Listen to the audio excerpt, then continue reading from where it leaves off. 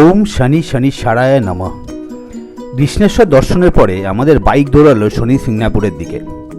শনি সিংনাপুর আপনারা যদি কৃষ্ণেশ্বর কিংবা ঔরঙ্গাবাদের কাছে আসেন অবশ্যই এই মন্দিরটা দর্শন করতে আসবেন। এটা কৃষ্ণেশ্বর থেকে প্রায় 100 কিলোমিটার দূরে। কথিত আছে কয়েক শত বছর আগে পানাসনালা নদীর ধারে একটি বড় কালো পাথরকে দেখতে পাওয়া যায়। গ্রামের একজন যখন ওই পাথরের ওপর একটা বড় শাপল নিয়ে আঘাত করে তখন ফিনকি দিয়ে রক্ত বেরোতে থাকে। গ্রামবাসীরা খুব অবাক হয়ে গ্রামের পুরোহিতের কাছে যান। রাত্রিবেলা বাবা শনিদেব গ্রামের লোকেদের স্বপ্নে আসেন আর বলেন ওটাকে প্রতিষ্ঠা করতে। তখন থেকেই এই শনিদেবের মন্দির এখানে বিখ্যাত। আমরা অনেক আগে থেকেই শুনেছিলাম যে এখানে কোনো চুরি চামারি হয় না, তো সেই জন্যই বাইকটা সামনে রেখেই আমরা ঢুকে গেলাম মন্দিরে। মন্দিরে একটা কাউন্টার আছে যেখান থেকে তিলের তেল কিনে বাবাকে চড়ানো যায়। যেরকম আমরা শিবের মাথায় গঙ্গা জল চড়াই, দুধ চড়াই, সেরকম এখানে শনিদেবের ওপর তিলের তেল চড়ানো হয়। একটা ছোট্ট চ্যানেলের মতো করা আছে, একটা স্টেজের মধ্যে উঠে সেখানে তেলটা ঢেলে দিলে এই ঝোড়া থেকে ঝরঝর করে তেলটা পড়তে থাকে। আমাদের কলকাতা গুজরাট জ্যোতির্লিঙ্গ রাইডে শনি সিংনাপুর ছিল একটি খুবই গুরুত্বপূর্ণ অংশ। বাইক রাইডের জন্য আমরা অনেক গ্রামের ভিতর দিয়ে যেতে হয়। দেশের অনেক গ্রামে অনেক উন্নতি করছে।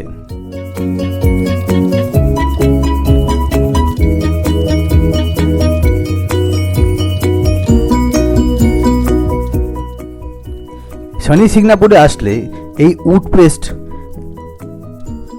সুগারকেন জুস বা আখের রস অবশ্যই খাবেন। এখানে ম্যানুয়াল পদ্ধতিতে গরুতে টেনে এইখানে জুসটা বের করা হয়। অপূর্ব সুন্দর খেতে। এরা বলে এখানকার অর্গ্যানিক, 20 টাকা করে নেয় একটা বড় গ্লাস। এছাড়া এখানকার গুড়ও খুব বিখ্যাত। সারা ভারতবর্ষ থেকে যারাই এখানে আসেন তারা এখান থেকে গুড় নিয়ে যান।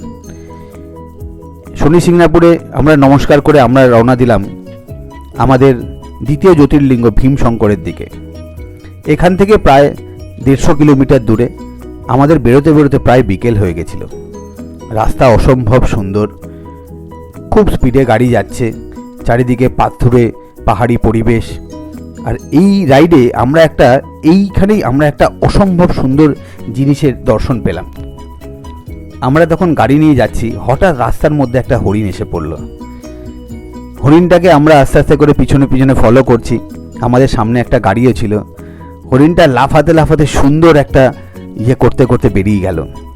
অসম্ভব সুন্দর, এত ভালো এত সুন্দর হরিণটা দেখে একদম অবাক হয়ে গেলাম। এরপরে আবার আমরা রওনা দিলাম আমাদের ভীমশঙ্করের দিকে। রাস্তায় যেতে যেতে মাঝখানে আমরা এক জায়গায় লাঞ্চ করলাম। এখানকার লোকাল লাঞ্চ খুব সুন্দর। বেশিরভাগ জায়গাতেই সেই বড়া পাও এবং এখানকার মহারাষ্ট্রের ফেমাস খাবার যেগুলো আছে সেগুলোই খেলাম। আর এখানে এই এরিয়াতে খুব ভালো মৌসম্বি হয়, তো আমরা এই রাস্তায় প্রচুর জুস খেলাম। তো ওরকমই একটা জায়গা থেকে মৌসম্বির রস খেয়ে আমরা আবার রওনা দিলাম ভীমশঙ্করের দিকে। আজকে মনে হচ্ছে অনেকটা রাত হয়ে যাবে, তো এর পরের ভিডিওতে আমরা দেখাবো ভীমশঙ্কর জ্যোতির্লিঙ্গ। আর তারপরে আমরা আস্তে আস্তে করে অন্যান্য জ্যোতির্লিঙ্গগুলোর দিকে যাব। ভীমশঙ্করে আসার সময় এই সিহাদ্রি হিলস বা এই দিকের প্লেটোর যে পাহাড়গুলো আছে এইখান থেকে দৃশ্যগুলো খুবই সুন্দর। এগুলো একমাত্র বাইক রাইড করলেই আপনি দেখতে পাবেন। গাড়ি যাওয়ার রাস্তা হাইওয়ে দিয়ে যায়, কিন্তু বাইকে গেলে আপনি অনেক সুন্দর মনোরম দৃশ্য দেখতে পাবেন। দেখা হবে আগামী ভিডিওতে। ভালো থাকবেন। হর হর মহাদেব। ওম নমঃ শিবায়।